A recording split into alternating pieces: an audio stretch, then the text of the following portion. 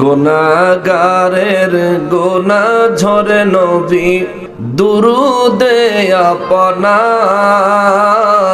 গুনাহগারের গুনাহ ঝরে নবী দুরুদে আপনার রোজ হাশরে পার করিবেন রোজ হাশরে পার করিবেন উম্মত গুনাহগার নবীজি আল্লাহ আল্লাহ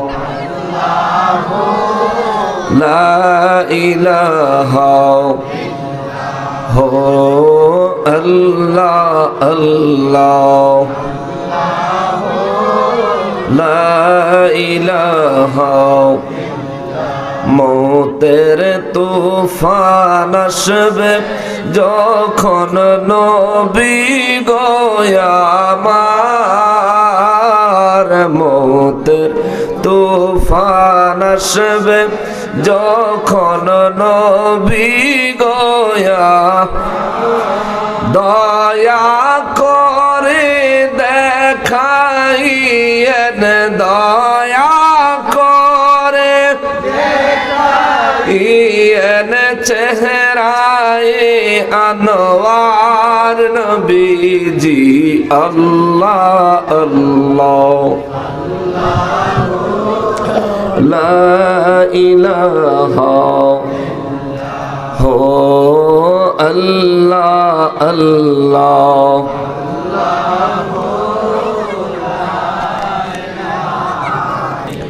যারা গেল ওই মদিনায় হইল ভাগ্যবান যারা গেল ওই মদিনায় হইল ভাগ্য পাবে তার নবীজির সুপারিশ পাবে তারা হাশরের ময়দান নবীজি আল্লাহ আল্লাহ বাইরে হরেন একটু সাউন্ড দাও হরেনে সাউন্ড দাও হরেন ইল্লাহ আল্লাহ আল্লাহ স্পিকারটা একটু কমাও না আর একটু কমাও ইল্লাহ লা ইলাহা ইল্লাল্লাহ মুহাম্মাদুর রাসূলুল্লাহ সাল্লাল্লাহু আলাইহি ওয়াসাল্লাম। আমি আলোচনা করার নিয়তে কোরআনুল কারীমের সূরা ওয়াকিয়া থেকে কিছু আয়াতে কারীমা তেলাওয়াত করেছি। আমার উদ্দেশ্য হলো আজ আমরা একটু হাশরের ময়দানে যাব মানসিকভাবে। এই দুনিয়া মহান রব্বুল আলামিন সৃষ্টি করেছেন বহু আগে, কিন্তু সৃষ্টির শুরু থেকে কিয়ামত পর্যন্ত যত মানুষ যত মখলুকাত আল্লাহ তাআলা আল্লাহর তামাম সৃষ্টি জগতের মধ্যে, শুধু পৃথিবী না, সমস্ত সৃষ্টি জগতের মধ্যে যত মখলুকাত আল্লাহ তাআলা বানাইছেন এবং পাঠাইছেন, হাশরের ময়দান হলো এমন একটা জায়গা, এমন একটা দিন, ওই জায়গায় এই সমস্ত মখলুকাত একসাথে উপস্থিত হবে। জোরে পড়েন না সুবহানাল্লাহ। সেখানে পশুদের বিচার হবে, মানুষের বিচার হবে, জিন জাতির বিচার হবে। মানুষ আর জিন জাতি ছাড়া অন্যদের বিচার হবে একরকম, আর মানুষ আর জিন জাতির বিচার হবে তিন রকম। জোরে কন্যা সুবহানাল্লাহ। এই কথাটা আরো একবার বুঝবেন, এটা একটু মনের মধ্যে গাঁথেন, এটা আমাদের পুরো বয়ানে লাগবে কথাটা। আরেকবার বলছি, হাশরের ময়দানে 18,000 মখলুকাতের মধ্যে মহান রব্বুল আলামিনের মানব জাতি এবং জিন জাতি এই দুই দল ছাড়া বাকি সবাইকে আল্লাহ তাআলা বিচার করবেন একরকম। মানব জাতি আর জিন জাতিরে আল্লাহ বিচার করবেন তিন রকম। জোরে পড়েন না সুবহানাল্লাহ। এক রকম আর তিন রকমের মধ্যে আজকের বয়ান। মাইকটা কথার পরে শীষ দেয়, বাবা তুমি শোনো নি, মাইক মাইক স্পিকার না। দয়াল নবী রহমাতুল্লিল আলামিন বলেছেন, হাসরের দিনে আমার রব্বুল আলামিন পশুদের বিচার করবেন এমন ভাবে, দুনিয়াতে যে দুর্বল পশুটা উপরে সবল পশু আক্রমণ করে, এরকম হয় না? যে পশু একটু বেশি শক্তিশালী, যেমন গরু দিয়া যদি বুঝায়, বেশি শক্তিশালী গরু হইলে অনেক সময় আরেক গরুরে গুতায় না? মুরগির মধ্যে বেশি শক্তিশালী হইলে আরেকটা দৌড়াই গিয়ে ঠোকর দিয়ে লয়ে পড়ে। তো দুনিয়ার জমিনে যেসব পশুরাও গায়ের জোরের কারণে অন্য পশুর উপরে, পশু তো আর জুলুম বুঝে না, ওদের তো ওই জ্ঞান নাই, আল্লাহ ওই জ্ঞান দেয় নাই। তো দেখা গেছে এই সবল পশু যদি দুর্বল পশুর উপরে একটু বেশি জোর খাটায়, হাসরের ময়দানে আল্লাহ দুর্বল পশুকে সবল পশুর মতো শক্তি দিবেন। দুর্বল পশুটা সেদিন সবল পশুর মতো শক্তিশালী হয়ে, দুনিয়ার সবল পশুটা সেদিন দুর্বল পশু হবে। দুনিয়ার এই গরু যেমনে হেরা গুতা দিছিল, হাসরের ময়দানে আল্লাহ ওই দুর্বলটারে সবল বানায় কইব, তুই এবার দে গুতা। সুবহানাল্লাহ কর। দিলে সমান সমান। তারপর আল্লাহ বলবেন কুন হও, ফায়াকুন, সাথে সাথে হয়ে যাবে।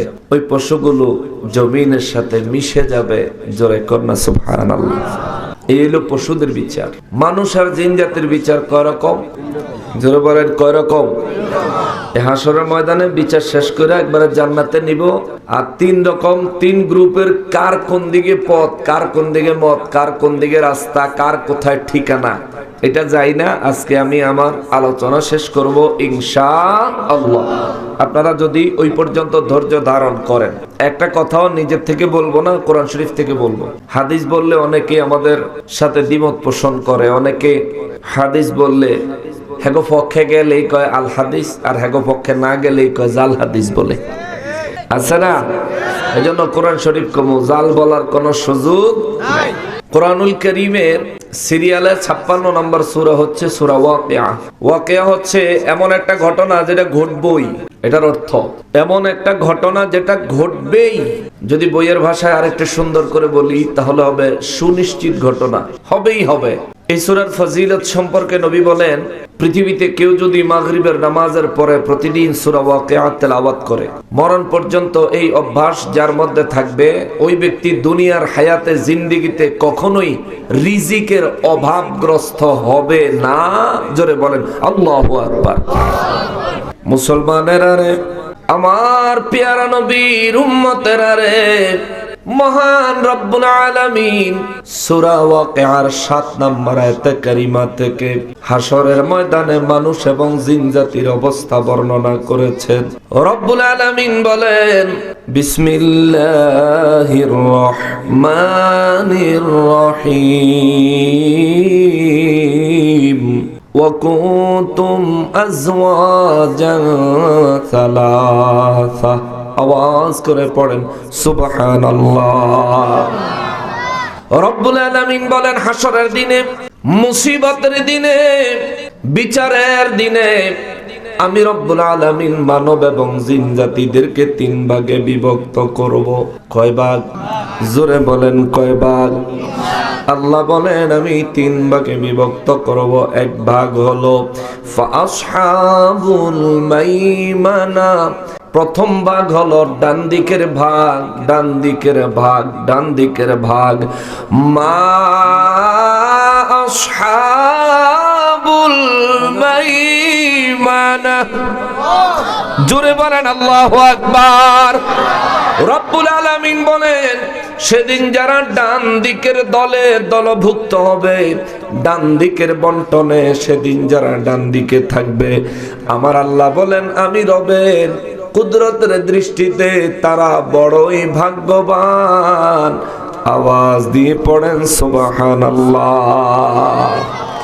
সাহাবায়ে কেরাম আমানুর নবী রাহমাতুল লিল আলামিনকে জিজ্ঞেস করলেন, নবী গো, ও রাহমাতুল লিল আলামিন, হাসরের ময়দানে রব্বুল আলামিন ডান দিকের যেই দলের কথা বললেন, হুজুর ডান দিকের দলটা কিসের ডান দিক? কোন ডান দিক?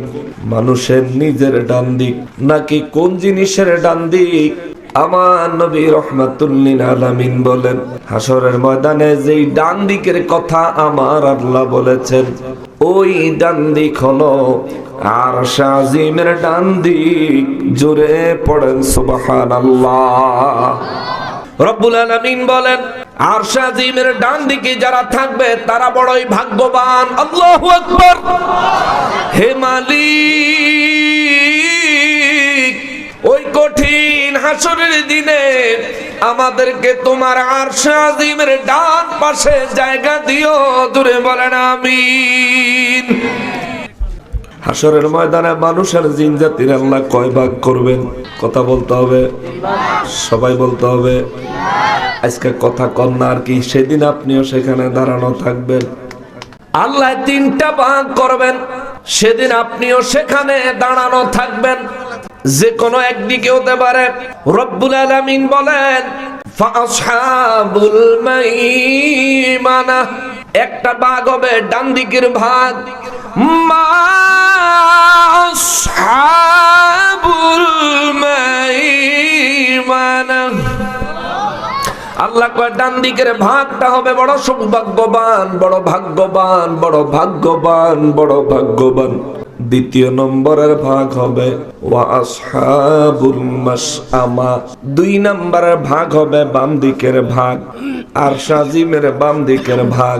আল্লাহ কয় মা আসহাবুল মাশআমা, ওই বাম দিকের ভাগ, বাম দিকের দলে যারা থাকবে, আল্লাহ কয় আমি রবের দৃষ্টিতে তারা বড়ই দুর্ভাগা, তারা বড়ই অভাগা, তারা বড়ই মুসিবতগ্রস্ত।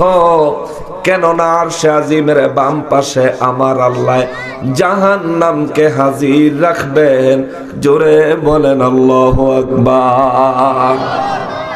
দুনিয়াতে যত দল, হাসরে কয় দল? জোরে কর, কথা বলেন না কেন আপনারা? হাসরে কয় দল?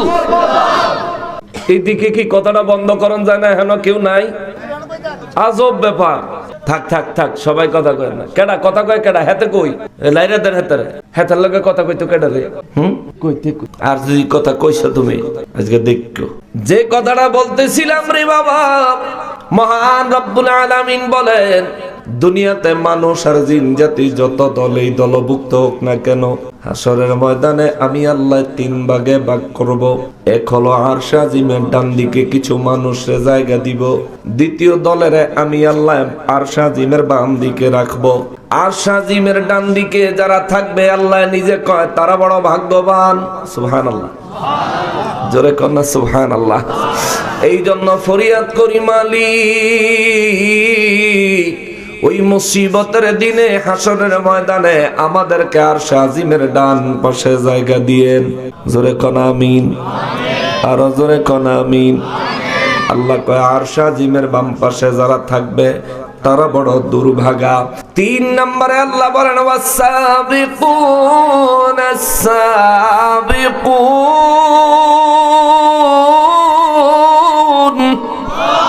জোরে বলেন আল্লাহু আকবার। রব্বুল আলামিন বলেন ওয়াসাবিকুন, কিছু মানুষ থাকবে সামনে, কিছু জিন জাতি থাকবে সামনে, আমি রব্বুল ইজ্জতের সামনে। সুবহানাল্লাহ। আজকে স্টেজে আমার ডান পাশে লোক আছে, আজকের স্টেজে আমার বাম পাশে লোক আছে, আজকের স্টেজে আমার সামনে প্যান্ডেলে আপনারা লোক আছেন। আমার নূর নবী রাহমাতুল লিল আলামিন বলেন হাসরের ময়দানে মহান রব্বুল ইজ্জত আরশ আজিমের ডান পাশে একদল মানুষ রাখবেন, আরশ আজিমের বাম পাশে আরেক দল মানুষ রাখবেন, এবং আরশ আজিম 2 পাশে লোক রাখার পরে আল্লাহ বলছেন ওয়াসাবিকুন, অগ্রবর্তীরা সামনে কিছু লোক থাকবে। সাহাবায়ে কেরাম বললেন হুজুর এরা কারা? আমার নবী বলেন এরা হলেন নবী, এরা হলেন রাসূল, এরা হলেন শহীদ, এরা হলেন সিদ্দিক, আর এরা হলেন ওলি আল্লাহরা। এই 5 শ্রেণীর মানুষদেরকে আমার আল্লাহ খুদ নিজের সামনে হাসরের ময়দানে জায়গা দিবেন। চিৎকার দিয়া বলেন আল্লাহু আকবার। 5 শ্রেণীর মানুষ আমার আল্লাহ তার সামনে জায়গা দিবেন, নবী, রাসূল, শহীদ, সিদ্দিক এবং ওলি আল্লাহরা। আল্লাহ কয় ওয়াসাবিকুন আস-সাবিকুন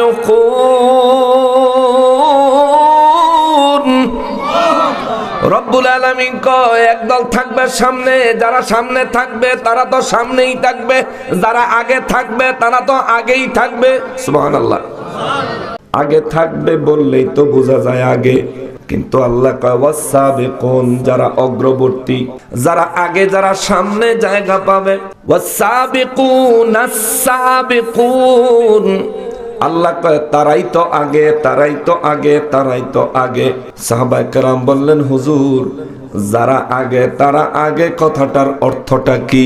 আমার নবী বলেন কথার অর্থ হলো সেদিন যারা রবের সামনে থাকবে এরাই সবার আগে আগে জান্নাতে যাবে। জোরে বলেন সুবহানাল্লাহ। রব্বুল আলামিন বলেন উলাইকাল মুকাররাবুন,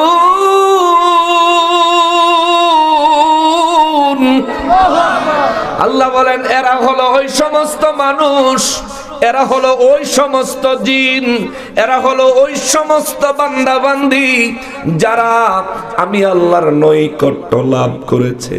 যারা কন্যা সুবহানাল্লাহ। আল্লাহর নৈকট্য তৎকালীন যুগে পেয়েছেন নবীরা, আল্লাহর নৈকট্য পেয়েছেন রাসূলরা, আল্লাহর নৈকট্য পেয়েছেন শহীদেরা, আল্লাহর নৈকট্য পেয়েছেন সিদ্দিকেরা, আল্লাহর নৈকট্য পেয়েছেন আল্লাহর ওলিরা। হাদিসে কুদসি প্রমাণ, হাদিসে কুদসি প্রমাণ।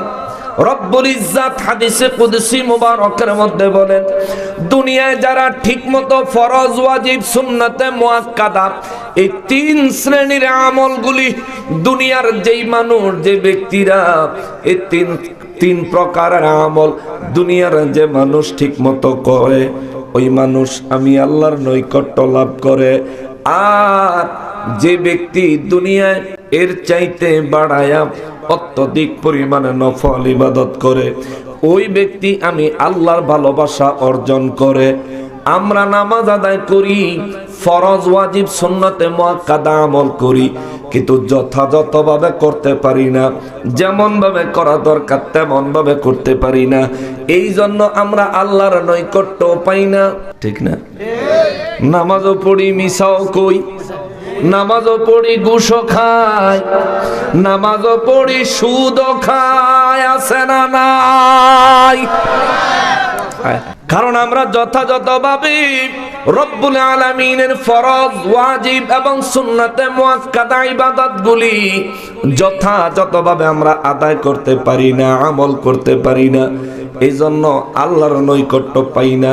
যদি পারতাম, আল্লাহ কয় ইন্নাস সালাতা তানহা আনিল ফাহশাই ওয়াল মুনকার, নামাজ আমি আল্লাহ যে বান্দার জন্য দিছি, নামাজ হলো এমন একটা ইবাদত যে ব্যক্তি নামাজ পড়বে ওই ব্যক্তি কখনোই মন্দ কাজ, খারাপ কাজে অংশগ্রহণ করবে না। যে ব্যক্তি নামাজ পড়বে ওই ব্যক্তির দ্বারা কখনোই খারাপ কাজ হবে না। কিন্তু আফসোসের ব্যাপার, আমাদের দেশে মসজিদের সামনের কাতারে যারা নামাজ পড়ে এদের মধ্যে বহু মানুষ আছে সুযোগ পাইলে মসজিদে আগুন লাগায়া দেয়। ঠিক কিনা বলেন? এদের মধ্যে বহু মানুষ আছে সুযোগ পাইলে কোরআনুল কারিমে আগুন লাগাইয়া দেয়। ঠিক কিনা? ওই মুর্শিদপুর পাঁচকল্লি টুপি মাথায় পড়ে আগুন দিল খোদার ঘরে, আগুন জ্বালায় আল কোরআনে, ওরে আগুন জ্বালায় আল কোরআনে, এরাই আসল ইমান চোর। ঠিক কিনা? আসল ইমান চোর এরা মুসলমানেরা রে, আমার পেয়ারা নবীর উম্মতেরা রে। যেই কথা থেকে এই দিকে গেলাম রে বাবা, ফরজ, ওয়াজিব, সুন্নাতে মুআক্কাদা আমল যেইভাবে যথাযথভাবে করা দরকার আমরা সেইভাবে করতে পারি না, যার কারণে নামাজও পড়ি, গুনাহও ছাড়তে পারি না। কিন্তু যথাযথভাবে আমল করেন ওলি আল্লাহরা। ঠিক কিনা? দেখেন ওলি আল্লাহরা যথাযথভাবে আমল করেন। শাহপরান বাবায়, শাহজালাল বাবায়, আল্লাহর ওলিরা পৃথিবীর বিভিন্ন দেশ থেকে এই দেশে তাশরিফ আনলেন, সঙ্গে করে কোটি কোটি টাকা নিয়ে আসেন নাই। অনেক বেশি সম্পদ পাচার করে আসেন নাই, এমনকি এই দেশে এসেও তারা নিজেদের জন্য অনেক বেশি পরিমাণে সম্পদের কিছু জমান নাই। এরা এই দেশে এসে ইসলামের প্রচার করেছেন। জীবনে কোনোদিন শাহজালাল বাবা গুনাহ করছে এমন বর্ণনা কারো জানা আসেনি? জানা নাই। তিনি নামাজ পড়তেন, আমিও নামাজ পড়ি, আমার দ্বারা ডেইলি গুনাহ হয়, ঠিক না? আমার দ্বারা প্রতিদিনই গুনাহ হয়। ওলি আল্লাহদের দ্বারা গুনাহ হয় না, তারা গুনাহে লিপ্ত হয় না, গুনাহের মধ্যে কদম দেয় না। এই জন্য আমার আল্লাহ কয়, সেদিন আমি রবের সামনে আরশে আজিমের ডান পাশে এক দল, বাম পাশে আর এক দল, আমি রবের খুদ সামনে এক দল, আমার সামনে যেই দল থাকবে আল্লাহ কয় ওই দলের ব্যাপারে আল্লাহ কয় এরাই হবে অগ্রবর্তী, এরাই হবে জান্নাতি। উলাইকাল মুকাররাবুন, আল্লাহ কয় এরা হলো আমি আল্লাহর নৈকট্য প্রাপ্ত বান্দা বান্দি। জোরে কোন সুবহানাল্লাহ। রব্বুল আলামিন বলেন, আমার সামনে যারা থাকবে এদেরকে আগে ফি জান্নাতিন নাঈম। রব্বুল আলামিন কয় আমি আল্লাহ এদেরকে জান্নাতে পাঠিয়ে দিব। আল্লাহু আকবার। এদেরকে জান্নাতে পাঠাবো। জান্নাত আরবি শব্দ, জান্নাতের বাংলা অর্থ হইল বাগান। বাগানে পাঠাবো, এমন একটা বাগান যেই বাগানটা আল্লাহ কয় নাঈম, নিয়ামতে পরিপূর্ণ। সুবহানাল্লাহ, জোরে কর না সুবহানাল্লাহ। এমন একটা জান্নাতে পাঠাবো যেই জান্নাতটা নিয়ামতে পরিপূর্ণ পরিপূর্ণ পরিপূর্ণ। মহান রব্বুল আলামিন বলেন, ওই জান্নাতে আমি আল্লাহ তাদেরকে পাঠাবো। সুল্লাতুম মিনাল আউয়ালিন, পূর্ববর্তীদের মধ্য থেকে বেশি যাবে। সুবহানাল্লাহ। মানে পূর্ববর্তীদের মধ্য থেকে, সুল্লাতুম মিনাল আউয়ালিন, পূর্ববর্তীদের মধ্য থেকে অধিকাংশ আমি জান্নাতে পাঠাবো। ওয়া কলিলুম মিনাল আখিরিন, এবং শেষের এবং পরবর্তীদের মধ্য থেকে, শেষের দিকের ব্যক্তিদের মধ্য থেকে আমি আল্লাহ অল্প সংখ্যক জান্নাতে পাঠাবো। আগের মানুষ বেশি জান্নাতে যাইব, পরের মানুষ কম জান্নাতে যাইব। সাহাবা কেরাম শুই না কলিজার মধ্যে সিপ দিছে। আমরা তো দুনিয়ায় উম্মতের মধ্যে শেষ নবীর উম্মত, আখিরি নবীর উম্মত, পরে আইছি দুনিয়াত আমরা নি পরিমাণে কম যাই। এই চিন্তায় সাহাবা কেরাম দুই চোখের পানি জর্জর করে ছেড়ে দিয়েছেন।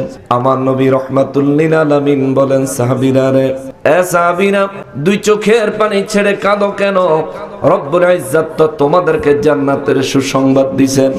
সাহাবীরা বলেন, হুজুর আল্লাহ যেন বললেন সুল্লাতুম মিনাল আউয়ালিন, সেদিন পূর্ববর্তীদের মধ্য থেকে বেশি পরিমাণে জান্নাতে যাবে, অর্থাৎ আগের মানুষ বেশি জান্নাতে যাইব।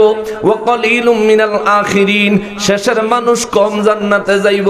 ইয়া রাসূলুল্লাহ, আমরা তো শেষের মানুষ, শেষের উম্মত, তাইলে আমাদের পরিমাণ কি কম হবে নাকি? আমরা কি কম পরিমাণে জান্নাতে যাইব নাকি?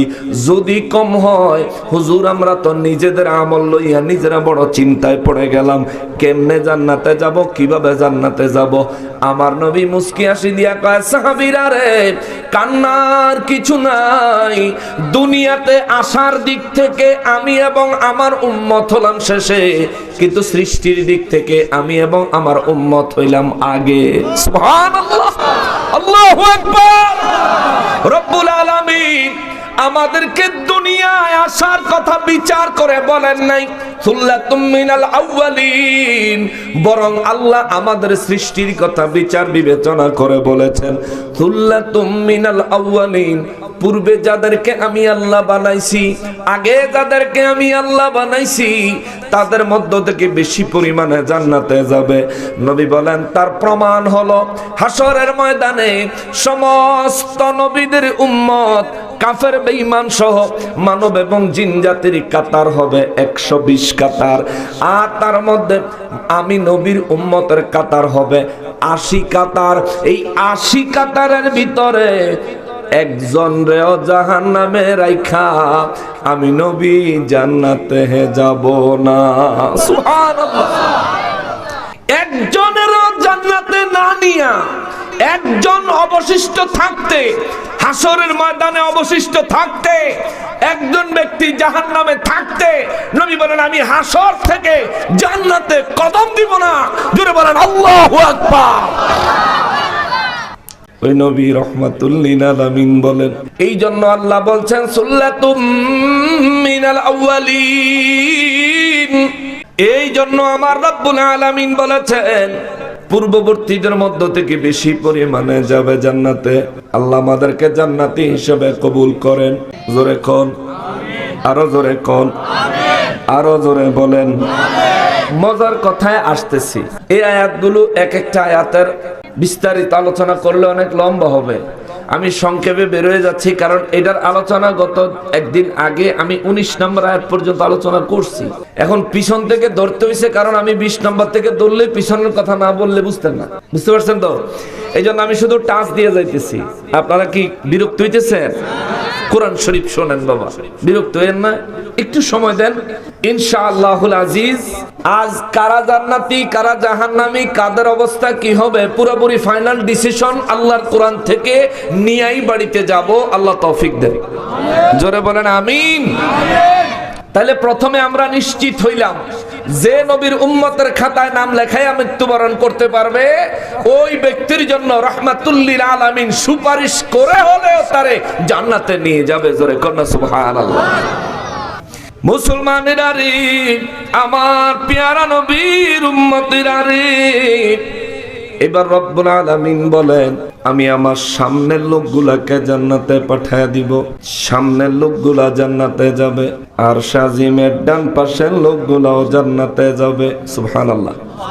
এবার আর শাজিমের ডান পাশে কারা, বাম পাশে কারা? এক হাদিসে মুবারকে আসলো আর শাজিমের ডান পাশে হলেন তারা আদম নবীর দেহ মুবারকের ডান পাশ থেকে আল্লাহ যাদেরকে বের করেছেন জমিনে, এরা থাকবে ডান পাশে। আরো একটা হাদিস মুবারকে আমার নূর নবী রাহমাতুল লিল আলামিনের বর্ণনা আসলো। নবী বলেন হাসরের ময়দানে যাদেরকে আমার আল্লাহ ডান হাতে আমলনামা দিবেন, তাদেরকে আরশে আজিমের ডান পাশে আমার আল্লাহ জায়গা দিবেন। সুবহানাল্লাহ। যাদেরকে আল্লাহ ডান পাশে আমলনামা, ডান হাতে আমলনামা দিবেন, এদেরকে আরশে আজিমের ডান পাশে জায়গা দিবেন। আমার নবী রাহমাতুল লিল আলামিন বলেন এরাও নেককার, এরাও আবেদ, এরাও সালেহ, এদের মধ্যে গুনাহগার এরাও থাকবে, কিন্তু ইমানদাররা থাকবে আরশে আজিমের ডান পাশে। এদের আমলনামা আসবে ডান হাতে। আরশে আজিমের বাম পাশে থাকবে দুই শ্রেণীর মানুষ। কয় শ্রেণী? দুই শ্রেণী। আরশে আজিমের বাম পাশে থাকবে দুই শ্রেণীর মানুষ এবং জিন। এক শ্রেণী হইল কাফের, আর এক শ্রেণী হইল দেখতে মুসলমান লাগে কিন্তু আসলে মুনাফিক। ঠিক কিনা বলেন? অষ্টগ্রাম নাই? না না, নাই নাই নাই। মুনাফিক আছে। মাস্তানি আজকে কইরাল হাসরের ময়দানের মাস্তানি আমাদের কথা বলেন ঠিক কিনা? আজকে মাস্তানি তোরা করে লো, হাসরের ময়দানে মাস্তানি ইনশাআল্লাহুল আজিজ আমাদের কেমন? আপনি কেন বলছেন খাইতেন? এটা খাওয়ার জায়গা, আজব ব্যাপার। তারা ইয়ে দাও, দুটা পরোটা দাও, ডিম ভেজে দাও, লগে ডাইল ভাজি দিও, ডাইল বাড়ায়া দিও। তারা খাওয়ায় নাই, তারা খাওয়াইলো, লয়ে যাও।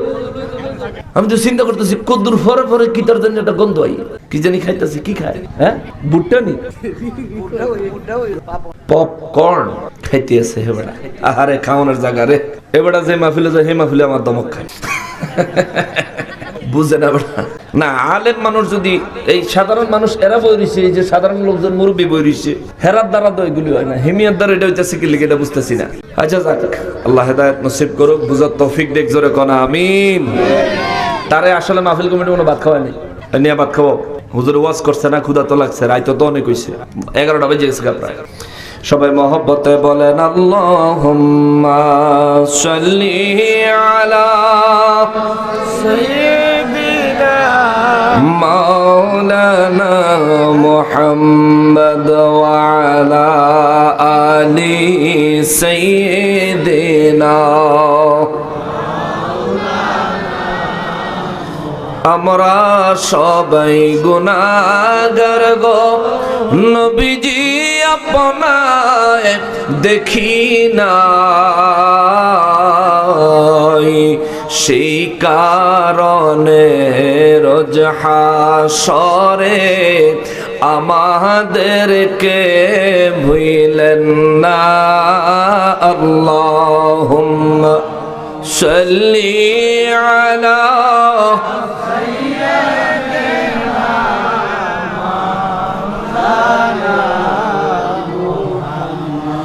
ওয়া আলা আলি সাইয়্যিদিনা।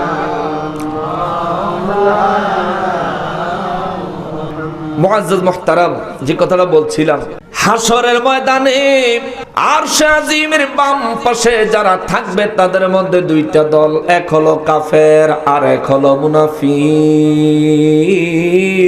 নবী রাহমাতুল লিল আলামিন দু চক্ষু মুবারকের পানি মুবারক ছেড়ে ছেড়ে বলেছেন, উম্মতরে আখলিস দীনাকা ইয়াকফিকাল আমালুল কলিল। ঈমানটারে খালেস রাখিও, ঈমানটারে মজবুত রাখিও, ঈমানটাকে খাঁটি করিও, কেননা ঈমানে বেজাল নিয়ে কবরে আইসো না। তোমার ঈমান যদি মজবুত হয়, আমল যদি পরিমাণে কম হয়, আমার নবী রাহমাতুল লিল আলামিন বলেন, আমি নবী তোমার জন্য গ্যারান্টি দিয়ে যাই, ইয়াকফিকাল আমালুল কলিল। আমল কম হলেও ঈমান মজবুত থাকলে আমি নবী গ্যারান্টি দিলাম তোমার নাজাতের জন্য অল্প আমলই যথেষ্ট হবে। চিৎকার দিয়া বলেন সুবহানাল্লাহ। আমল কম হলেও নবী বলেন ঈমানকে মজবুত রাখো। ঈমান, আমাদের দেশে তো ঈমানের বাজারে গন্ডগোল চলতেছে, ঠিক কিনা বলেন? কেউ কেউ নবী বেলেহের মতন, আরে বেকুব, হাসরের ময়দানে সমস্ত মানুষ আর জিন জাতিরই আল্লাহ 3 ভাগে ভাগ করবেন। আর সাজিমের ডান পাশে রাখবেন ইমানদারদেরকে, নেক আমল কম বেশি ওয়ালাদেরকে। আর সাজিমের বাম পাশে রাখবেন কাফের আর মুনাফিকদেরকে। আল্লাহর সামনে রাখবেন নবী, রাসূল, সিদ্দিক, শহীদ এবং ওলি আল্লাহদেরকে। কিন্তু আমার নবী রাহমাতুল লিল আলামিনকে জিজ্ঞেস করা হলো, নবী গো, ও নবী, ওই সময় আপনি কোন জায়গায় থাকবেন? আমার নবী বলেন, আমি নবী ওই সময় নবীদের দলের সামনে থাকবো না, ইমানদার মুসলমানদের দলে ডান পাশে থাকবো না, গুনাহগার মুনাফিক এবং কাফেরদের দলে বাম পাশে থাকবো না। ওই সময় আমি নবীর আলাদা একটা অবস্থান হবে। আমার অবস্থান হলো রব্বুল আলামিনের আরশ আজিমের ছায়ায় আমি নবী সিজদা মোবারক লাগায়া আমার রবের দরবারে কাঁদতে থাকবো, রব্বি হাবিলি উম্মতি, রব্বি সাল্লিম উম্মতি। চিৎকার দিয়া বলেন আল্লাহু আকবার। যেদিন আমি নাফসি নাফসি করব, যেদিন আমার আমল নামা ডান হাতে আসে না বাম হাতে আসে, চিন্তায় আমি পেরেশান থাকবো, নবী বলেন ওই দিন আমি নবী আমার চিন্তা করব না, চিন্তা করব উম্মতের, কাঁদবো উম্মতের জন্য। আজ যারা দুনিয়া নবীকে তাদের মতন বলে নবী নাকি তাদের মতো, নাউজুবিল্লাহ, আমি তাদেরকে বলতে চাই, শোনো, এ দুনিয়ায় নবীর সাথে কোন নবীর উপমা আল্লাহ দেয় নাই। এ দুনিয়ায় নবীর সাথে আল্লাহর কোন সৃষ্টির উপমা আল্লাহ দেয় নাই। খোদ রব্বুল আলামিন নবীকে কখনো ইয়া মুহাম্মদ বলে ডাক দেয় নাই। আল্লাহু আকবার। রব্বুল ইজ্জাত নবীকে কত মর্যাদা, কত মর্তবা দিয়েছেন। তুমি বলো নবী তোমার মতন আল্লাহ তোমারে কবে হেদায়েত দিবে? তুমি কবে হেদায়েতের মধ্যে আসবা? আরে হাসরের ময়দানের বিচারপতি থাকবেন রব্বুল আলামিন, আর হাসরের ময়দানের উকিলদের সভাপতি থাকবেন আমার নবী। আমার নবী সেদিন যা বলবেন আল্লাহ তাই করবেন। আমার নবী সেদিন যা বলবেন আল্লাহ তাই করবেন। বলবেন হুজুর নবীজি উকিলদের সভাপতি থাকবেন, তাইলে উকিল কারা? ওলি আল্লাহরা। সুবহানাল্লাহ। ওলি আল্লাহরা সুপারিশ করবে, আমার নবী সুপারিশ করবে। সেদিন নবী হবেন সুপারিশ করনেওয়ালা, ওলি আল্লাহরা হবেন সুপারিশ করনেওয়ালা, আর আমি গুনাহগার হইলাম সুপারিশ গ্রহণ করনেওয়ালা। আমি গুনাহগার হইলাম সুপারিশের ভিখারি কাঙ্গাল। কথা বলেন ঠিক কিনা? নবী আমার মতো নয়, আমি নবীর মতো না। নবীর সঙ্গে কারো তুলনা করা যাবে, কারো তুলনা চলতো না। সাহাবায়ে কেরাম একদিন, কথাটা মনে পড়ে গেছে যখন একটু বলবো। সাহাবায়ে কেরাম একদিন বসে বসে আদম নবীর প্রশংসা করলেন। তারা বলেন আদম নবীর কত সৌভাগ্য, আল্লাহ আদম নবীর সফিউল্লাহ বানাইছে।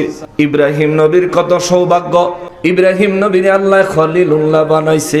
ঈসা নবীর কত সৌভাগ্য, আল্লাহ তারে রূহুল্লাহ বানাইছে। মুসা নবীর কত সৌভাগ্য, মুসা নবীরে আল্লাহ কালিমুল্লাহ বানাইছে। এমন সময় আব্দুল্লাহ ইবনে আব্বাস রাদিয়াল্লাহু তাআলা আনহু বলেন, ইন দা মেইন টাইম, এমন সময় আমার নবী রাহমাতুল লিল আলামিন কোথা থেকে যেন হঠাৎ করে আমাদের মাঝে তাশরীফ আনলেন। সুবহানাল্লাহ। নবী এসে আগের থেকে আমাদের কোনো কথা নবী শোনেন নাই, কিন্তু হঠাৎ করে এই মাত্র নবী আগমন করলেন। আগমন করার পরে নবী আমাদেরকে ডাইকা বলে, সাহাবীরা রে, আদম নবী সফিউল্লাহ তোমরা ঠিক বলেছ, ইব্রাহিম নবী খলিলুল্লাহ তাও ঠিক বলেছ, মুসা নবী কালিমুল্লাহ তাও অত্যন্ত সুন্দর বলেছ, ঈসা নবীর আল্লাহ রূহুল্লাহ বানাইছেন তাও সঠিক বলেছ, কিন্তু আলা সাবধান, আলা সাবধান, আলা সাবধান, ওয়া আনা হাবিবুল্লাহ, আমি নবী সফিউল্লাহ না, আমি নবী খলিলুল্লাহ না, আমি নবী কালিমুল্লাহ না, আমি নবী রূহুল্লাহ না, আমি নবী হইলাম হাবিবুল্লাহ। আওয়াজ করে বলেন আল্লাহু আকবার। নবী এই কথা বলার পরে নবী বলেন, শোনো, আদম নবী সফিউল্লাহ, কিন্তু হাসরের ময়দানে আদম নবী থাকবে আমি নবীর কদম মোবারকের নিচে। জোরে কর সহিহ সনদের হাদিস। নবী বলছেন এরা সব থাকবে আমি নবীর কদম মোবারকের নিচে। আদম নবী আল্লাহর কাহারে সুরত থেকে বাঁচার জন্য আমি নবীর কদম মোবারকের নিচে আশ্রয় নিবে। মুসা নবী, ঈসা নবী, ইব্রাহিম নবী আল্লাহর কাহারে সুরত থেকে বাঁচার জন্য, রব্বুল ইজ্জাতের রাগান্বিত অবস্থা থেকে বাঁচার জন্য সেদিন আমি নবীর কদম মোবারকের নিচে সমস্ত নবী রাসূলুল্লাহ পানাহ নিবে। আরে বেয়াক্কল রে বেয়াক্কল, তুমি কেমনে নবীরে তোমার মতো বলো? নবী কো সেদিন হাসরের ময়দানে বিচারের জন্য আল্লাহ যখন হাসর বানাবেন, হাসরের ময়দানে সর্বপ্রথম রবের উদ্দেশ্যে কথা বলবো আমি। সেদিন হাসরের ময়দানে সর্বপ্রথম আমার কথাই আল্লাহ গ্রহণ করবেন। সেদিন সর্বপ্রথম সুপারিশ করব আমি নবী। আর আমার প্রথম সুপারিশ থেকে শেষ পর্যন্ত যতজনের জন্য যতবার আমি নবী সুপারিশ করব, আমার আল্লাহ ওয়াদা দিবেন সেদিন আমার প্রত্যেকটা সুপারিশ আমার আল্লাহ কবুল করবেন। চিৎকার দিয়া পড়েন সুবহানাল্লাহ। আরে আমি যদি ঈমান নিয়ে মারা যাই, আমি যদি ঈমান নিয়ে হাসরের ময়দানে উঠার সুযোগ পাই, সেই দিন আমি সুপারিশ করার ক্ষমতা দয়া করে আল্লাহ যদি দেয় সেটা ভিন্ন কথা, কিন্তু সর্বপ্রথম আমি হইলাম আমার নবীর সুপারিশের কাঙ্গাল। কথা বলেন ঠিক কিনা? সাহাবায়ে কেরাম শুধু আদম নবী, মুসা নবী, ঈসা নবী, ইব্রাহিম নবীর মর্যাদার কথা বলেছেন, তারা কেউ বলেন নাই ওই নবীদের মর্যাদা আমার নবীর চাইতে বেশি। এই কথা কোন সাহাবী বলেন নাই, কিংবা আমার নবীর সমান এই কথাটাও কোন সাহাবী বলেন নাই। কিন্তু আমার নবী আয়েশা তাদের কথার জবাব দিলেন, প্রতিবাদ করলেন। নবী বলেন, আমার নবী রাহমাতুল লিল আলামিন বলেন, আদম নবী, ঈসা নবী, মুসা নবী, ইব্রাহিম নবী, সফিউল্লাহ, খলিলুল্লাহ, কালিমুল্লাহ, রূহুল্লাহ ঠিক কিন্তু আলা সাবধান, আমার ব্যাপারে সাবধান। ওয়া আনা হাবিবুল্লাহ, আমি আল্লাহর হাবিব, আমি আল্লাহর হাবিব, আমি আল্লাহর হাবিব। হাবিবুল্লাহর মর্যাদা কত জানো? হাবিবুল্লাহর মর্যাদা হইল হায়াতে জিন্দেগিতে থাকা অবস্থায় রব্বুল আলামিন নিজে তার বাড়ির সশরীরে মেহমান বানায়। সুবহানাল্লাহ। সেই নবী রাহমাতুল লিল আলামিনকে তুমি বলো তোমার মত? তো নবীরে তো আল্লাহ রজব মাসের, এই তো রজব মাস 26 তারিখ দিবাগত রাইতে আমার নবীরে মেরাজে নিছেন কে? আল্লাহ। জোরে বলেন কে? আল্লাহ। তুই জিয়া গুইরাই গাজা, ঠিক আছে না? যে তুমি যদি নবীর মতন হও বা নবী যদি তোমার মতন হয়, তাহলে নবীরে আল্লাহ মেরাজে নিছে, তুইও যা মেরাজে গিয়ে ঘুরে, তাহলে বুঝবো যেন হ নবী তোর মতো। ব্যাক কলার দল। রব্বুল ইজ্জাত বলেন আমি রব্বুল আলামিন আরশ আজিমের ডান পাশে যাদেরকে জায়গা দিব তারা বড়ই ভাগ্যবান। সাহাবায়ে কেরাম বলেন হুজুর কেমনে তারা ভাগ্যবান? নবী বলেন তারা ভাগ্যবান হয়েছে এইভাবে, আরশ আজিমের ডান পাশে আল্লাহ যাদেরকে জায়গা দিবেন তাদের ডান হাতে আল্লাহ আমলনামা দিবেন এবং এরাই জান্নাতে যাবে প্রত্যেকটা ব্যক্তি। জোরে বলেন সুবহানাল্লাহ। কিন্তু বাম পাশে যারা থাকবে মুসিবতগ্রস্ত, জাহান্নামের সামনে তাদেরকে আল্লাহ দাঁড় করাবে। এই জন্য আমার রব্বুল ইজ্জাত বলেন ডান পাশের লোকেদেরকে আর রবের সামনের লোকেদেরকে আমার আল্লাহ জান্নাতে পাঠাবে। এমন একটা জান্নাতে বা জান্নাত, জানেন জান্নাত কেমন? আল্লাহ কয় যেই জান্নাতে নেয়ামতে পরিপূর্ণ, ওই জান্নাতের নেয়ামতের মধ্যে প্রথম নেয়ামত হলো আলা সুরুরিম মাউদুনা। আমি আল্লাহ জান্নাতবাসীদেরকে বসার জন্য একটা আসন দিব, একটা আসন, একটা আসন দিব। ও বাবা, পিড়িও একটা আসন, জল চকিও একটা আসন, চকিও একটা আসন, স্টেজও একটা আসন, সোফাও একটা আসন, আবার গদিও একটা আসন, আবার সিংহাসনও একটা আসন। ঠিক কিনা বলেন? আসনের মধ্যে তো পার্থক্য আছে। আমার রব্বুল ইজ্জাত বলেন আমি আল্লাহ জান্নাতীদেরকে একটা আসন দিব। ওই আসনটা কেমন জানো নি? ওই আসনটা স্বর্ণ খচিত। এই তো সোফার মধ্যে কাজ করছে কাঠ দিয়া, সোফার মধ্যে কাঠের খোদাই করে করে কাঠের ডিজাইন বাহির করছে। আল্লাহ কয় জান্নাতীদেরকে আমি আল্লাহ বসার জন্য যে একটা আসন দিব, ওই আসনটা হবে স্বর্ণ খচিত। সুবহানাল্লাহ। জোরে কর। এই সোফার মতো এত সিফাইন হইতো না। আল্লাহ কয় আসনটা এমন হবে মুত্তাকিনা আলাইহা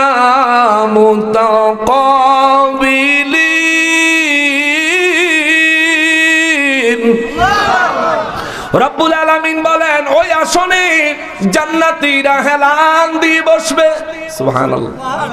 ওই আসন আপনিও পাবেন যদি জান্নাতে যান। আর ওই জান্নাত আর ওই আসন যদি নসিবে না মিলে, তাহলে একটা জায়গায় বাকি রয়েছে জাহান্নাম। ঠিকানা দুইটা, যত ভাগই আল্লাহ করছে সব ভাগের ঠিকানা দুইটা বানাইছে, একটা জান্নাত আর একটা জাহান্নাম। জান্নাতের এই বিষয়গুলো অন্তরে ধারণ করেন, জান্নাতের জন্য আশা করেন, আল্লাহর কাছে চান।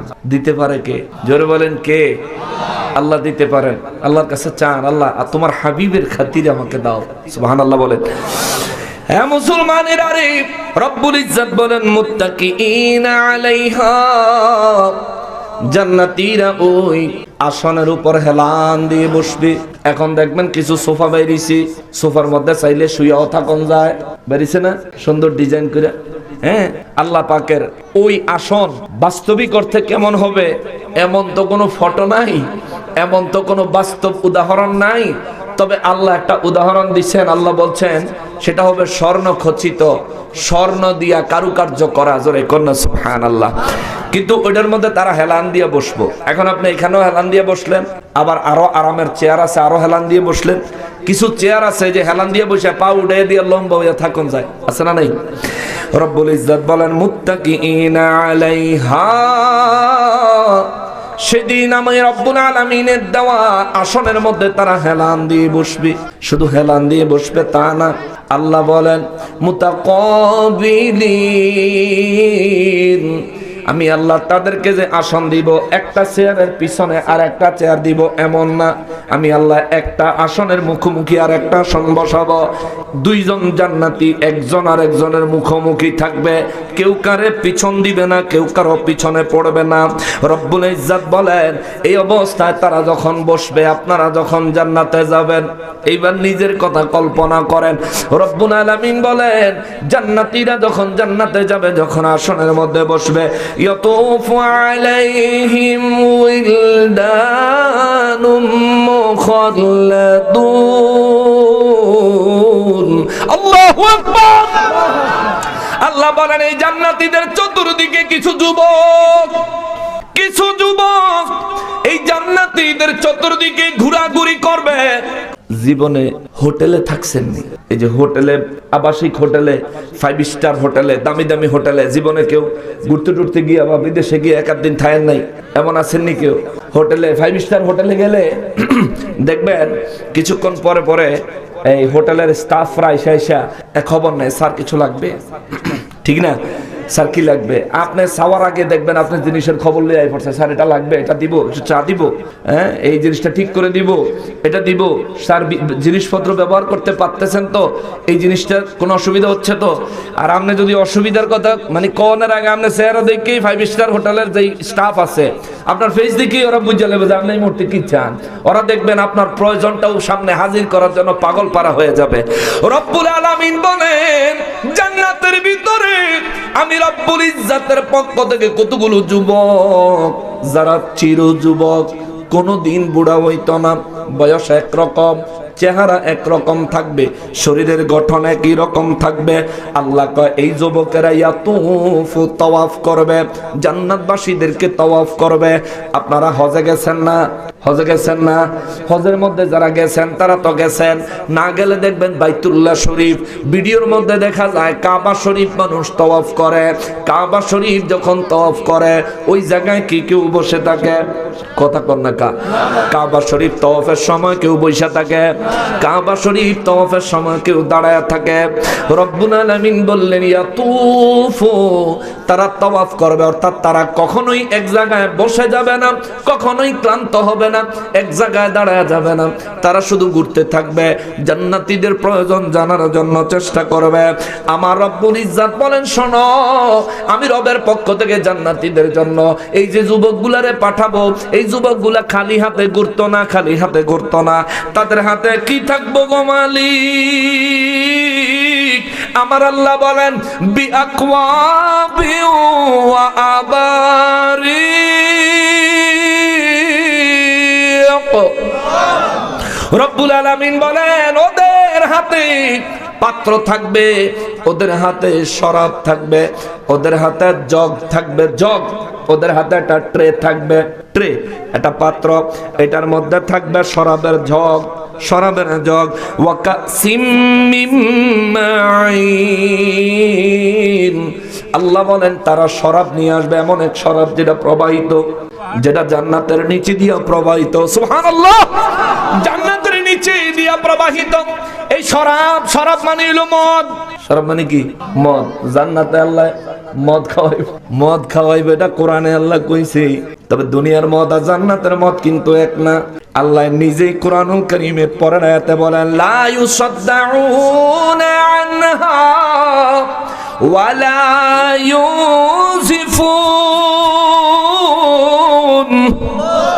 আল্লাহ কয়, দুনিয়ার মদ খাইলে মাথা ঘুরে, দুনিয়ার মদ খাইলে জ্ঞান হারায়া যায়, কিন্তু জান্নাতে আমি আল্লাহ বান্দারে শরাব খাওয়াবো, এটা মদ পান করাবো, জান্নাতি মদ, জান্নাতি শরাব যতই খাইবো মাথা ঘুরতো না, জ্ঞান হারাইতো না। জোরে কন্যা আল্লাহু আকবার। দুনিয়া যারা মদ খোর হেরা বেশি খুশি হয়ে যায় না? বেশি খুশি হওয়ার কিছু নাই, যে দুনিয়া তো খায়, আখেরাতে যায় খামো। দুনিয়াতে খাইলে আখেরাতে যায় খাইবেন ঠিক, তবে আখেরাতের ওই জান্নাতি শরাব না, জাহান্নামের ফিডা, ঠিক কিনা? অতএব পরিবর্তন হন আমার যুবক ভাইয়েরা রে। ও যুবক ভাইয়েরা, বিভিন্ন অনুষ্ঠান আসলে, নতুন বছর আইলে, 14 ফেব্রুয়ারি আইলে, 21 ফেব্রুয়ারি আইলে, 26 মার্চ আইলে, 16 ডিসেম্বর আইলে, আরো কত কত কত কত দিবস গুনে আইলে, যুবক ভাইরা কয়েকটা একখানো বইয়া ইয়াব্বা ট্যাবলেট খায়। আয় হায় ওমা, ইয়াব্বা ট্যাবলেট খায়, খাইয়া হুশ থাকে না, খাইয়া হুশ থাকে না। কেউ ফেন্সিডিল খায়, কেউ গাঁজা খায়, কেউ মদ খায়, আরো কত কিছু খায়া খায়া সোনার জিন্দিগি বরবাদ করে দিচ্ছে, সোনার জীবন শেষ করে দিচ্ছে। এরা যুবক, এ সমস্ত মদ থেকে বের হয়ে আসো, মাদক থেকে বের হয়ে আসো। রব্বুল আলামিন বলেন, লা ইউসাদ্দাউনা আনহা ওয়া লা ইউনজিফুন। ওই দিন আমি রব্বুল ইজ্জাতের নির্দেশে যে যুবকেরা জান্নাতের পান পাত্র লইয়া জান্নাতের নিচ দিয়ে প্রবাহিত শরাব, মদ, যে শরাব আমি আল্লাহর পক্ষ থেকে জান্নাতীদের জন্য উপহার থাকবে, হাদিয়া থাকবে, মেহমানদারির অংশ থাকবে, ওই শরাব যুবকরা জান্নাতীদেরকে পাত্রের মধ্যে ঢেলে ঢেলে দিতে থাকবে, জান্নাতীরা খেতে থাকবে। লা ইউসাদ্দাউনা, এটা খাবার কারণে কারো সেদিন মাথা ঘুরবে না। ওয়ালা ইউনজিফুন, সেদিন জান্নাতের ভিতরে কেউ বেহুশ হবে না, কারো জ্ঞান হারা হবে না। রব্বুল ইজ্জাত বলেন, এরপরে এই যুবকেরা এরপরে শুধুমাত্র এই পান পাত্র লয়া ঘুরতো না, দুনিয়ায় মানুষের মেহমানদারি শিখেন কোরআন থেকে। মেহমান আইলে কি করবেন? মেহমানদারি শিখেন। রব্বুল আলামিন বলেন, জান্নাতে ঢুকলে আগে বসার জায়গা দিব, আসন, চেয়ার। মেহমান আইলে বইতে দিয়েন, অনেক কাছে খাড়ায় থেকে কথা কইয়ে বিদায় করে দেয়, তাই না? রব্বুল ইজ্জাত জান্নাতের মধ্যে প্রথম দিবেন চেয়ার, আসন, বালা চেয়ার দিয়েন, বালা দীক্ষা দিয়েন, ভালো চেয়ার। আপনার ঘরে যেটা ভালো আছে, আপনার তৌফিকে যেটা উত্তম আছে, এটা মেহমানরা আগায় দিয়েন। কেননা নবী বলেছেন, মেহমানের সাথে 10 প্রকারের রহমত আগমন করে। সুবহানাল্লাহ। আমরা মুসলমান, বাংলাদেশের মুসলমান, আমরা মেহমানদারি করতে জানি, আলহামদুলিল্লাহ। এটা আমাদের অন্তরে আছে, আমাদের চরিত্রে আছে, আমাদের কালচারে আছে, সারা বিশ্বে এটা রেকর্ড আছে। বাঙালি অত্যন্ত পরিমাণে মেহমানদারকে আপ্যায়ন করে। জোরে কন্যা মারহাবা। এটা আমাদের ব্যাপারে একটা সুধারণা সারা পৃথিবীতে আছে। 1 নম্বরে মেহমান আইলে আসন দিয়েন। আল্লাহ জান্নাতে জান্নাতবাসী আল্লাহর মেহমানদেরকে আসন দিবে। 2 নম্বরে তাদেরকে শরবত দিয়েন। মদ তো আর দেওয়া যেত না, আল্লাহ দিবে জান্নাতের শরাব, কিন্তু আমরা দিব তাদের জন্য শরবত। যদ্দূর পারেন, যেমন পারেন, শরবত না পারলে পানি হইলো আগায় দিয়েন, তরল কিছু একটা জিনিস আগায় দিয়েন। রব্বুল ইজ্জত বলেন, এরপরে এই যুবকেরা এই শরাবটা যে জান্নাতীদেরকে পান করাবে, এই শরাব খায়া কোন জান্নাতি জ্ঞান হারা হবে না, কোন জান্নাতীর মাথা ঘুরবে না। ওয়াফাকিহাতিম মিম্মা ইয়াতাখায়্যারুন, এবং ওই যুবকেরা হাতের মধ্যে একটা ট্রে লইয়া, একটা ফল ভর্তি একটা পাত্র নিয়ে তারা জান্নাতীদের সামনে দিয়া ঘুরবে। আপনার যেটা মন চাইবো ওইটা লইয়া খাইবেন, কোনো বাধা নাই। জোরে কন্যা সুবহানাল্লাহ। এই জন্য বাবারে, দুনিয়ায় মেহমান আইলে আগে বসতে ভালো একটা আসন দিয়েন, এরপরে একটু পানি বা শরবত দিয়েন। 3 নম্বরে তারে পারলে একটু ফলমূল দিয়েন। 4 নম্বরে আমার রব্বুল ইজ্জত বলেন, ওয়ালাহমি তায়রিম মিম্মা ইয়াশতাহুন, ওই জান্নাতের ভিতরে পাখির মাংস আমি আল্লাহ ইমানদার মুসলমান জান্নাতীদেরকে খাওয়াবো। সুবহানাল্লাহ। কিসের মাংস? পাখির গোশত। ওয়ালাহমি তায়রিন, পাখির গোশত আমি আল্লাহ খাওয়াবো। সাহাবায়ে কেরাম বলেন, নবী গো কোন পাখি? আমার নবী বলেন, মানুষের অন্তরে, জান্নাতীদের অন্তরে যেই পাখির গোশত খাইতে ইচ্ছা করবে, মুখ দিয়া বলা লাগতো না, শুধু মনে মনে ইচ্ছা করবে, ইচ্ছা করতে দেরি হবে, ওই জান্নাতীর সামনে একটা প্লেট চলে আসবে, উড়ন্ত পাখিটা প্লেটে পড়ে যাবে, পড়ার সাথে সাথে উড়ন্ত পাখিটা, জিন্দা পাখিটা ফ্রাই হয়ে যাবে। সুবহানাল্লাহ। একেবারে কাবাব টাইপের হয়ে যাবে, অর্থাৎ আপনি যেমন পছন্দ করেন। যদি বলে আলু দিয়ে ঝোল দিয়ে তরকারি পছন্দ করি, তাইলে হেমনই হইব। যদি মনে করেন যে পোড়া দিয়া কাবাব হইলে মজা লাগবে, তাইলে হেমনই হইব। আমার যুবক ভাইরা যদি মনে করো কাবাবের সাথে নান রুটি হইলে মজা হইব, তাইলে তেমনই হইব। সুবহানাল্লাহ। রব্বুল ইজ্জাত বলেন ওয়ালাহমি তাইরিম মিম্মা ইয়াশতাহুন, আর তাদের জন্য তারা যেমন চাইবে, যেই পাখির গোশত খাইতে চাইবে, আমি রব্বুল ইজ্জাত তাদেরকে ওই পাখির গোশত দিয়ে মেহমানদারি করব। 4 নম্বরে সব শেষে গিয়া আল্লাহ কয় ওয়াহুরুন ঈন, বড় বড় চোখলা হুর আমি আল্লাহ তাদেরকে দান করব। একটু বড় বড় চোখ, ডাগর ডাগর চোখ। মেয়েদের চোখ যদি একটু ডাগর হয়, একটু বড় হয়, তাহলে এদের সৌন্দর্যের এটা অন্যতম একটা গুরুত্বপূর্ণ বিষয়। তাদের চেহারাটা দেখতে নরমালের চাইতে আরো সুন্দর লাগে চোখটা যদি একটু বড় হয়, চোখটা যদি একটু ডাগর হয়। আল্লাহ জান্নাতের মধ্যে হুর বানাইছে, এদের চোখগুলো এমন আকর্ষণীয় করে বানাইছে, তাদের চোখের ব্যাপারে আল্লাহ বলেন ওয়াহুরুন ঈন, ডাগর চক্ষু বিশিষ্ট হুর আমি আল্লাহ তাদেরকে দান করব। জোরে কন্যা সুবহানাল্লাহ।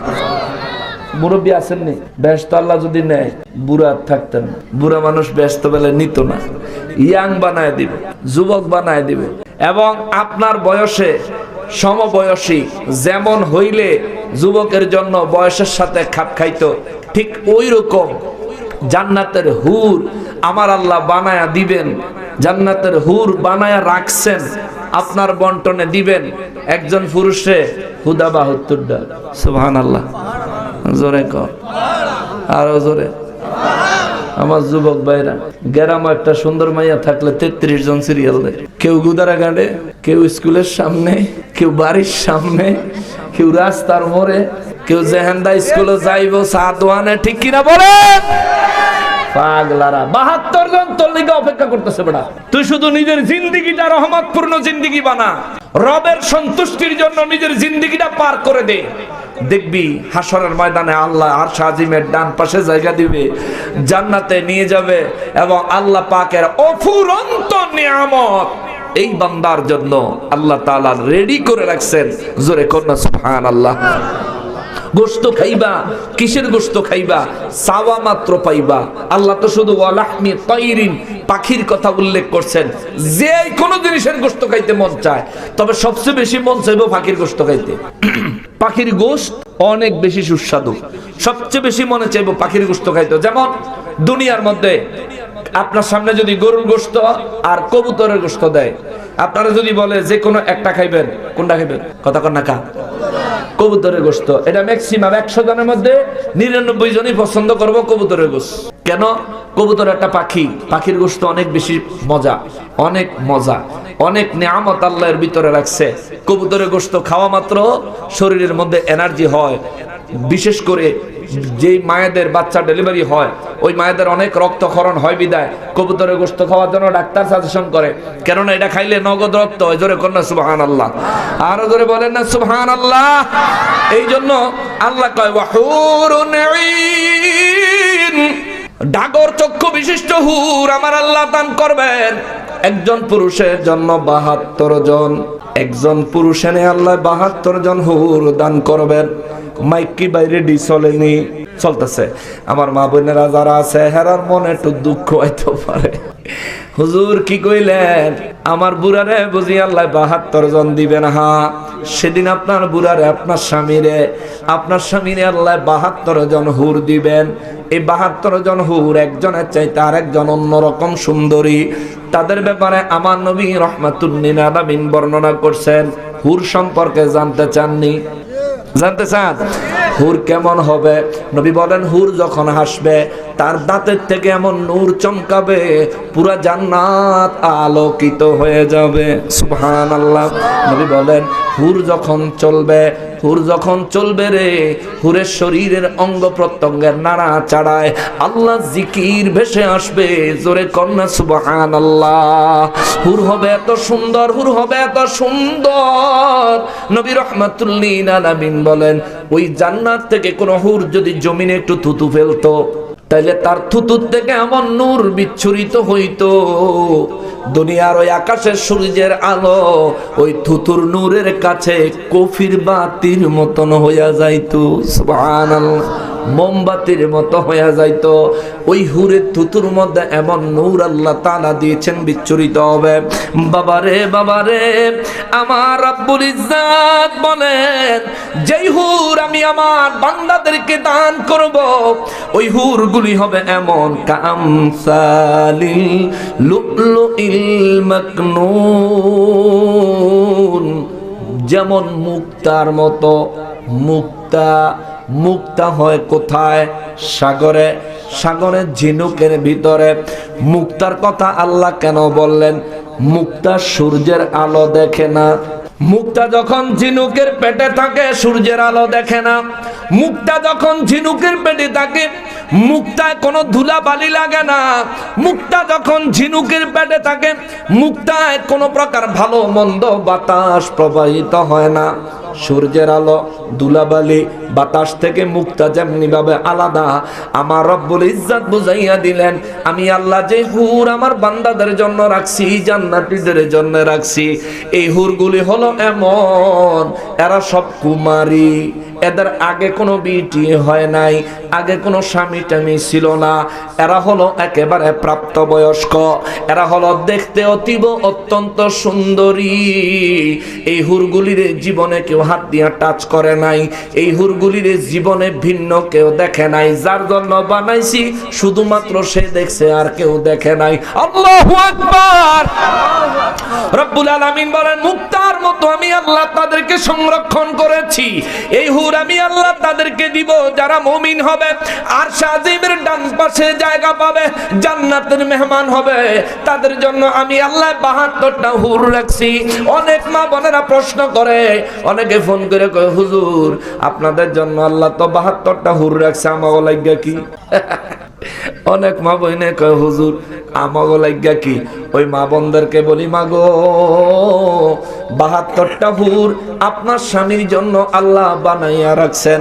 72টা হুর আল্লাহ আপনার স্বামীরে দান করবেন, কিন্তু সেদিন আপনিও দুনিয়ার মতন, দুনিয়ায় যেমন সুন্দর এমন সুন্দর সেদিন থাকবেন না। 70 জন হুর যতটা সুন্দর তার চাইতেও বেশি সৌন্দর্য আল্লাহ সেদিন আপনাকে দান করবে। সুবহানাল্লাহ। দুনিয়ায় আপনি আপনার স্বামীর সাথে যদি সুসম্পর্ক বজায় রাখতে পারেন তাইলে হাসরের ময়দানে আপনার স্বামী আপনারে সুপারিশ করে জান্নাতে নিয়ে যাইব। আর যদি জামাইরে দেখলে শৈল্য রাগ উঠতে যায় তাইলে জান্নাতের আশা বাদ দেন। মুসিবত ছাড়া কোনো রাস্তা খোলা নাই। কথা বলেন ঠিক কিনা? বিপদ ছাড়া আর কোনো রাস্তা খোলা নাই। আমাদের দেশের বেটিরা কিছু মা আছে, কিছু মহিলা আছে, সবাই না, কিছু কিছু মহিলা আছে জামাইরে কাজের লোক মনে করে। কাজের লোকের চাইতো কাজের লোকের মতো মূল্যায়ন করে না।